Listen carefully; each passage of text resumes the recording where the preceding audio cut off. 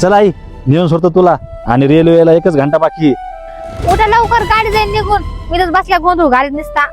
बरं, मला नको नेऊन घालू रे. मी घरामध्ये कोण्या एका कोपऱ्याला पडून राहील. मला नको नेऊन घालू रे. मी जे म्हणलं ते तुम्ही जे देता ते मी खाईन रे. मला नेऊन घालू नको रे. बघा, यांना डबल रडणं चालू केलंय आणि यांच्या रडणं जाऊ नका बरं का. मी जे म्हणेन का तेच खरं. तुलाच काय, त्या म्हातारीमुळे आपले सगळे मित्र नाव ठरलेत मला. तेच म्हणते मग मी. कोण सामाईन या म्हातारीला जेवण द्या, औषध द्या. माझ्याकडून नाही होत एवढं.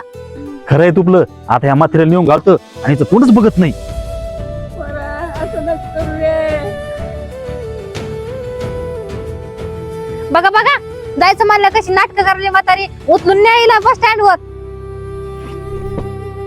चल चल, बस झालं नाटकी करायला आली. चल उठ, नाटकी करायला रडायचं. चल. चला पटापटा.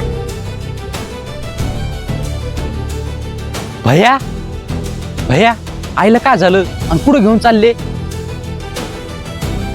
तुला तर माहिती आहे, मला नोकरी चांगली लागली आणि पैसे बी लय यायला लागलेत. चांगले लोक घरी आलेत, जा लागलेत. मग ते करू का हिला बघू, हे माझ्याच्या नाही होत आता. त्याच्यामुळे मी हिला आश्रम मध्ये सोडायला लागलोय.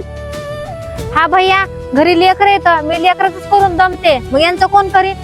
अरे भैया, मला एका गोष्टीची लाज वाटायला लागली. तू तर आपला भाऊ आहे ना, आणि साधी आपल्याच्यानं आई सांभाळलं व्हायला नाही.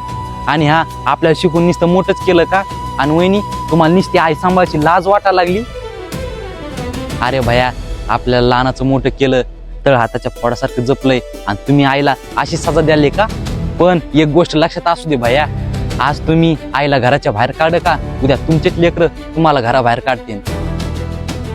आणि वहिनी, तुम्ही तुमच्या साससोबत तुम्ही असं केलं का, उद्या तुमच्या आईसोबत सुद्धा असंच होणार. भैया वहिनी, ते एक म्हण नाही का, वेशी करणी तेशी भरणी. चला आई.